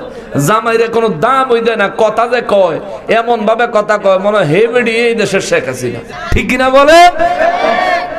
অথচ নবী রাহমাতুল লিল আলামিন বলেন যদি দুনিয়ায় রব্বুল আলামিনের পরে কোন বান্দাকে সেজদা করার বিধান আল্লাহ দিত, আমি রাসূল দিতাম, তাইলে প্রত্যেক স্ত্রীকে সর্বপ্রথম নির্দেশ দিতাম তারা যেন তাদের স্বামীকে সেজদা লাগায়। আল্লাহু আকবার। তাহলে স্বামীর গুরুত্ব স্ত্রীর ক্ষেত্রে কম না বেশি? কম না বেশি? জামাইতে কয় না বাজারে গিয়া ঘুরে আসেনি? হায় হায়, ওরে কিয়ামতের আলামত এসে গেছে, তাই তো ঘরের নারী রাস্তায় নেমেছে। বোরকা পড়া বোরকা ছাড়া হাট বাজারে ঘোরে তারা, ওরে বোরকা পড়া বোরকা ছাড়া হাট বাজারে ঘোরে তারা, কেউ বা আবার বোরকা পরে মুখটা খোলা রেখেছে, ঠিক কিনা? মুখ খুললে বোরকা ফিনছে, বোরকা তো মাশাআল্লাহ পুরা ফিট। সবাই না, কিন্তু কিছু অসভ্য আছেন, কিছু সম্মানীয় শ্রদ্ধাভাজন অসভ্য আছেন। বাজারে এমন ভাবে যায়, দোকানদাররা কিছু লাগতো না জানে, এরপরে ডাকে আপা আসেন, আপা আসেন। আপা যে মোহর ভিত্তি 3 কেজি ময়দা মাইখা বাজারে গেছে, দোকানদারে কিন্তু জানে, ঠিক কিনা বলেন? জান না, দোকানদারে চিন্তা করে যাক কদ্দুর আপা কই না, টাঙ্কি কদ্দুর মারি, অসুবিধা কি? আম্মা, আপনি যখন নিজেকে পরপুরুষের সামনে উপস্থাপন করবেন, তো পরপুরুষ তো আপনারা কিছু টিজমিজ মারবই। আপনি নিজেরে কেন মূল্যহীন করে দেন?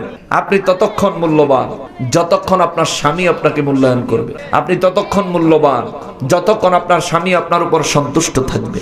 আপনি ততক্ষণ মূল্যবান যতক্ষণ পর্যন্ত নিজের দেহ, নিজের দেহের অঙ্গ প্রত্যঙ্গ, নিজের আচার আচরণ সবকিছু আপনার স্বামীর জন্য হবে, ঠিক কিনা বলে? এই মায়েদেরকে বলি, স্বামীদের সাথে সুসম্পর্ক বজায় রাখবেন।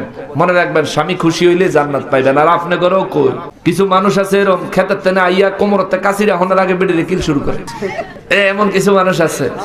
এরকম করেন না। কি গো বাদ দে, আপনি আত্মুখটা ধুইয়াইয়েন, এই যে বাট্টা খালি মার গালতাছি আর দিতাছি, কে সারাদিন পরে খেতের তেনাই যে তুই সারাদিনে ভাত রান্নাস নাই, করছো কি? দেখুনি, হায় হায়, আপনি এরকম করলে আপনার বউ আপনার লোকে ভালো ব্যবহার কেমনে করবো? বেডিরে এত কিলানের দরকার কি? শোনেন, বানাইছে বাম পাজরের আড্ডি দিয়ে, শরীরের আরো কত জায়গাতে আড্ডি আছে, আল্লাহ বাম পাজরের আড্ডি দিয়ে বানাইছে, আপনি ধরে রাখুন লাগে, বুঝছেন নি?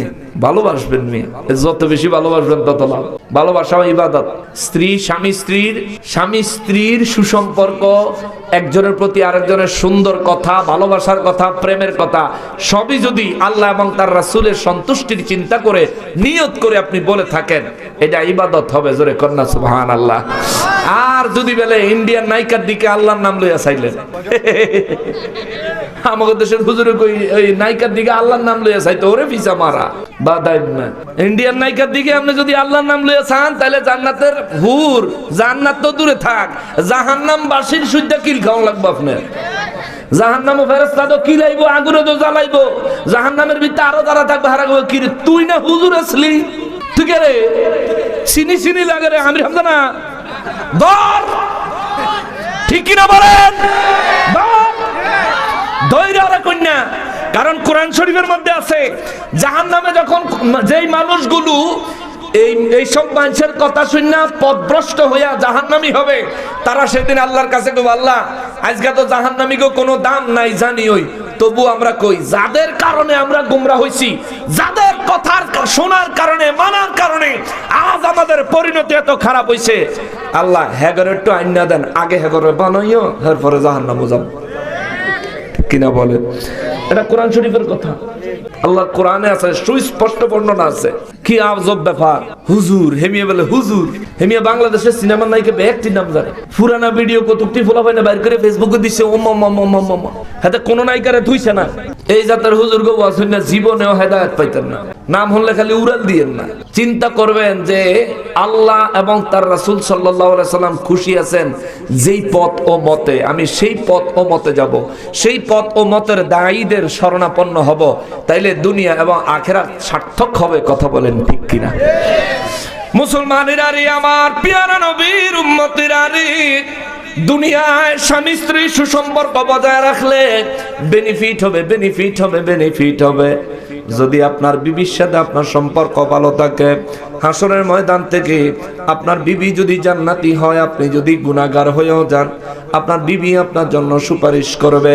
আর কোন স্বামী যদি জান্নাতি হয় আর বিবি যদি কোনো কারণে আটকায়া যায়, তাইলে স্বামীর সাথে যদি সুসম্পর্ক থাকে, স্বামী সেদিন কইব, আল্লাহ আমার বিবিরে আমার সাথে জান্নাতে দাও। দেখবেন মাঝে মধ্যে আলেমদের কাছে এইরকম দাড়ি পাকা মুরব্বীরা, ওই রকম দাড়ি পাকা মুরব্বীরা নিজের বিবির জন্য দোয়া চায়, আর যুবকেরা হুজুরের কাছে যায় বউয়ের বিরুদ্ধে বিচার দেয়, ঠিক না? কারণ তাদের মধ্যে অশান্তি চলতেছে, বিচার যে দেয় এইটাও একেবারে অযৌক্তিক টানা। আলেমরা হইলো ব্যাংক, এদের কাছে মনের দুঃখ জমা রাখুন যায়। কোনো দিকে পাস হয় না। মুসলমানেরা এই যে মুরব্বীরা, তাদের সম্পর্ক কত ভালো ছিল, আইজও কত ভালো আছে। যারা বেঁচে আছে, বুড়া বুড়ি যারা বেঁচে আছে, বুড়ি বুড়ারে সারা চোখে দেখে না, বুড়ায় বুড়িরে সারা চোখে দেখে না, ঠিক না? দেখবেন কি ভালো সম্পর্ক। আর আপনারা যুবক মানুষ, যুবতী মানুষ, বিয়া করছেন কয়দিন হয়েছে, দুই একজন ফলাফল হয়েছে, ওখানে আপনারা একজনের কথা আরেকজনে শুনলে বিশ্বের মতন লাগে। এরকম কা সুসম্পর্ক করেন, প্রেমের সম্পর্ক করেন, ভালোবাসার সম্পর্ক করেন।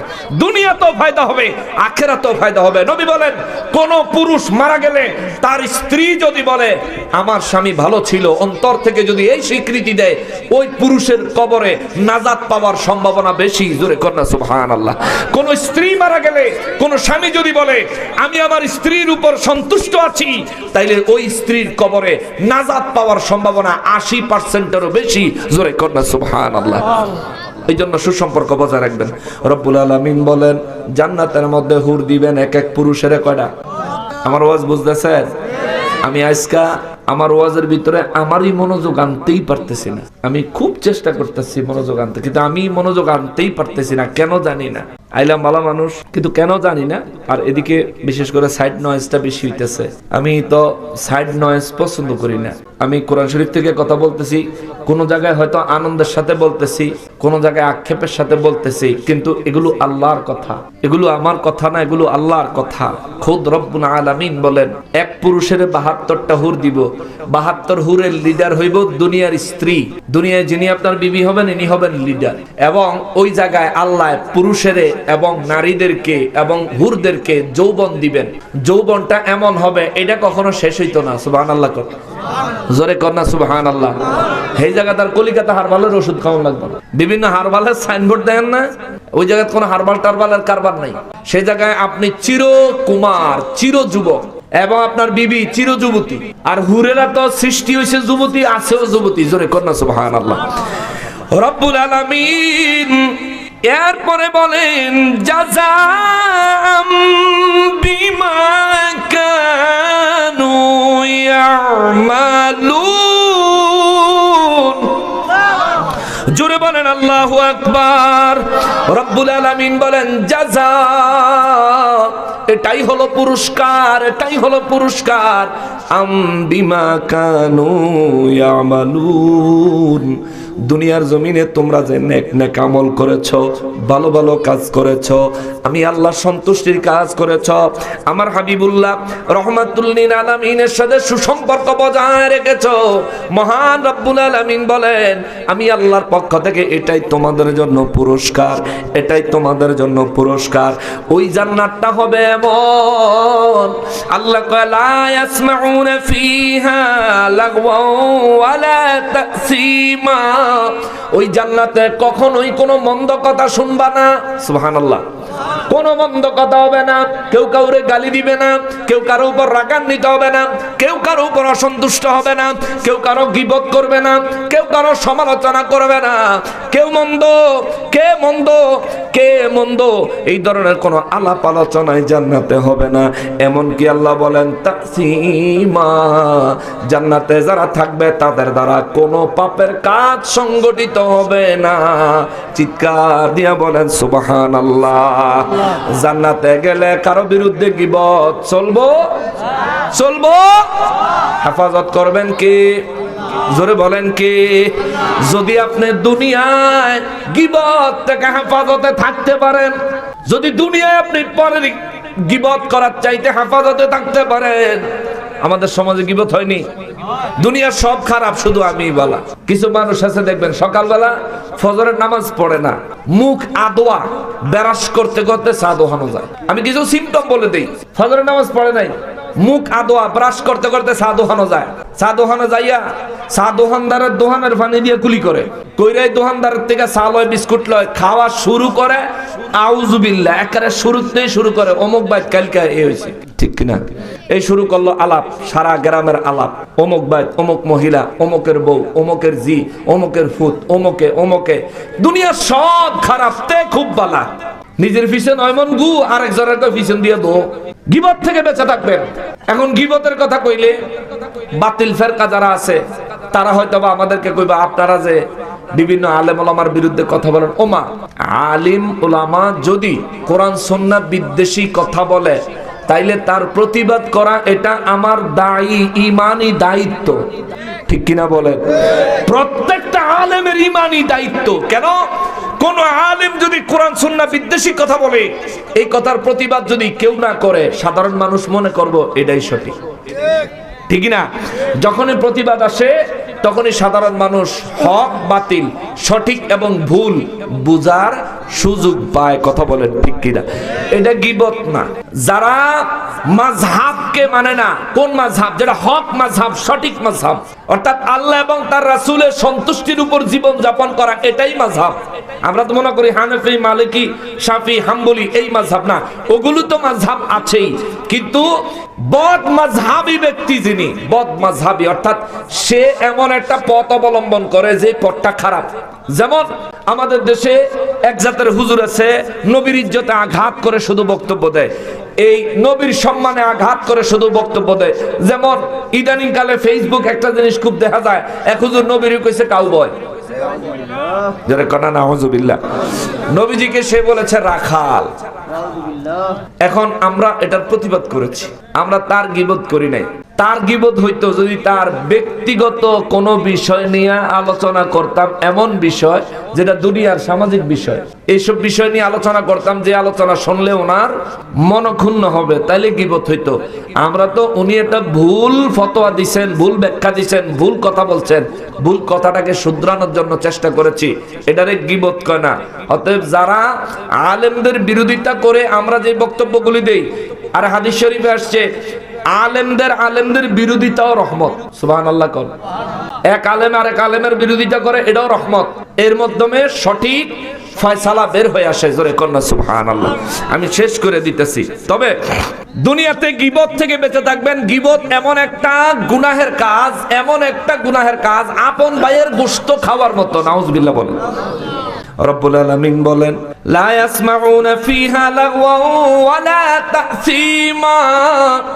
ওই জান্নাতে কোনো ফাহিশা কথা, অপ্রয়োজনীয় কথাবার্তা থাকবে না, জান্নাতে কোনো গুনাহের বিষয় থাকবে না, বরং ইল্লা কিলা সালামান সালামা।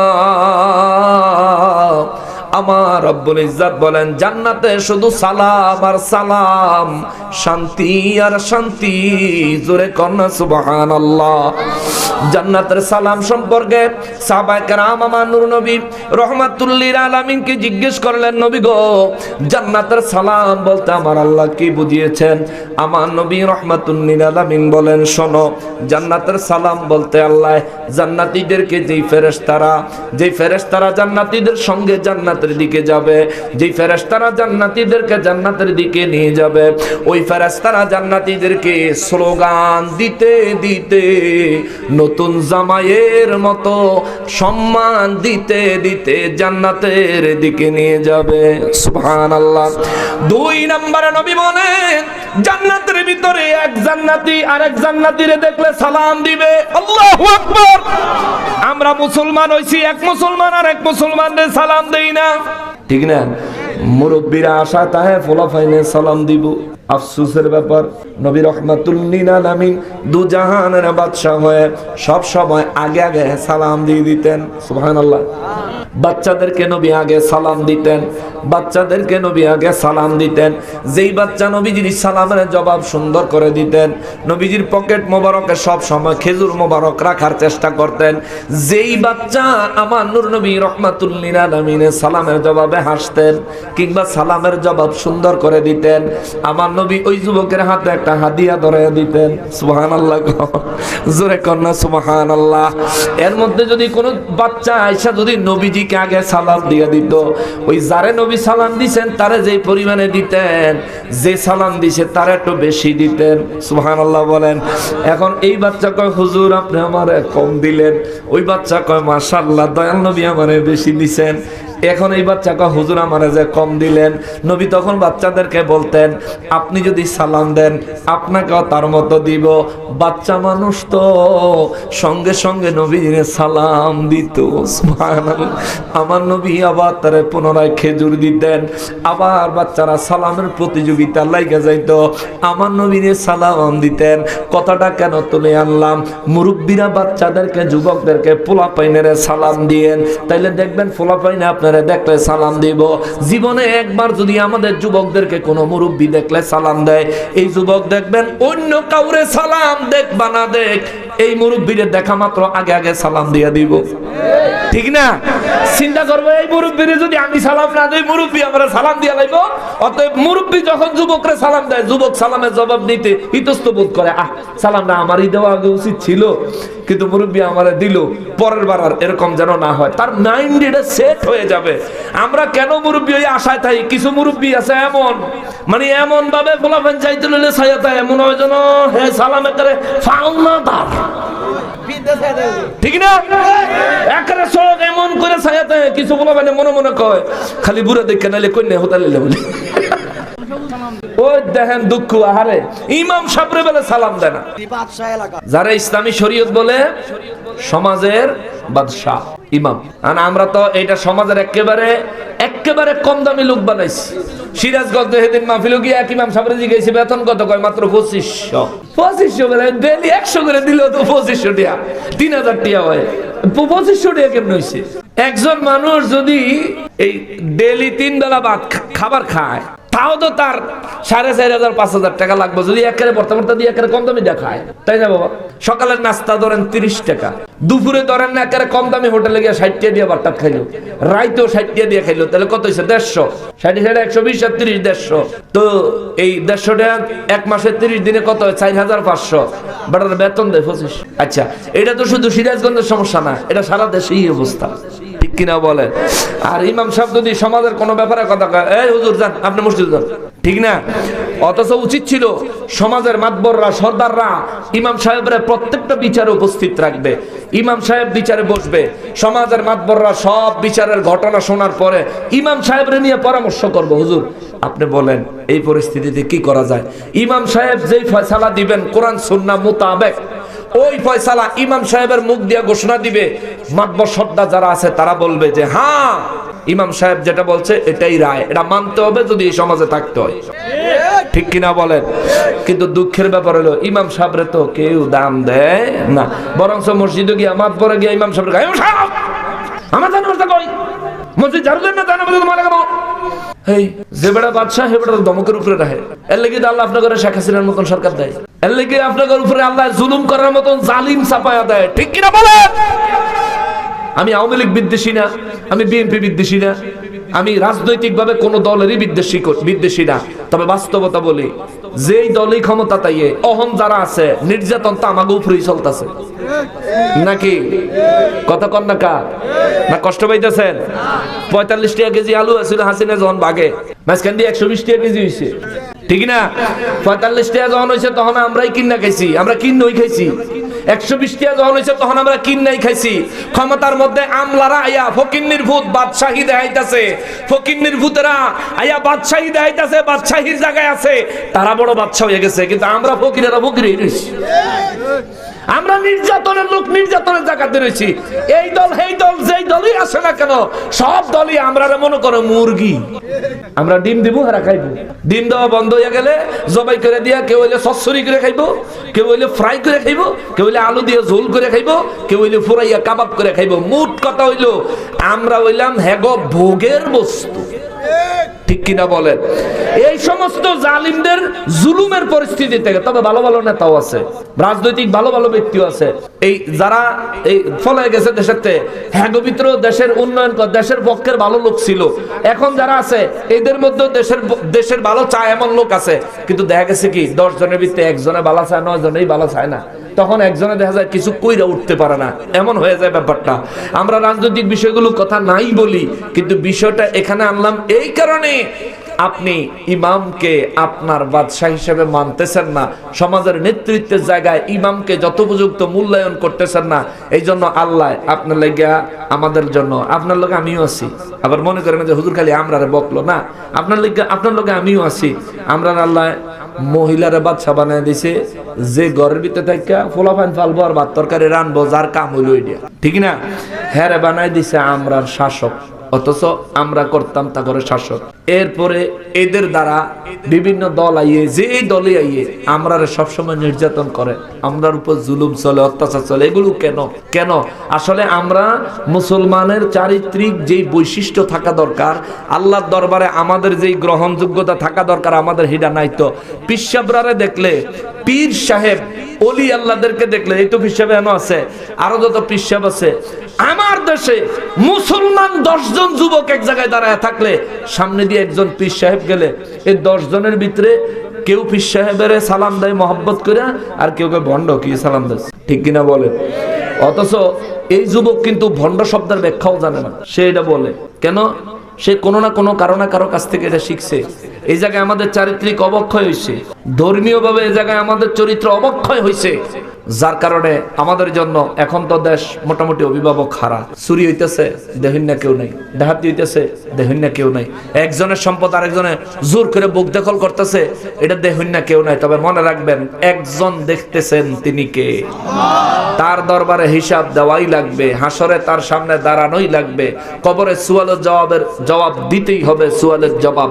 অতএব ওই রবকে যদি ভয় করেন, ক্ষমতা আছে না নাই চিন্তা করেন না। আরে মানুষের নিঃশ্বাস বাইরে গেলে সব ক্ষমতা শেষ।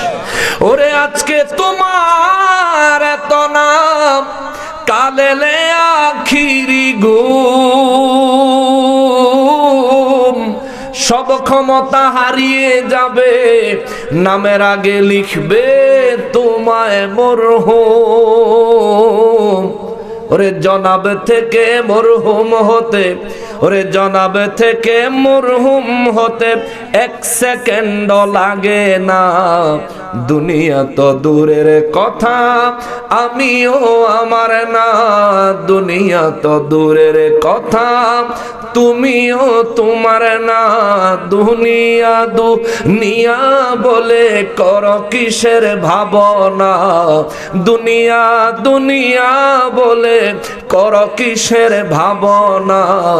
দুনিয়া তো দূরের কথা, আমিও আমার না, দুনিয়া তো দূরের কথা, আমিও আমার না, ঠিক কিনা বলেন?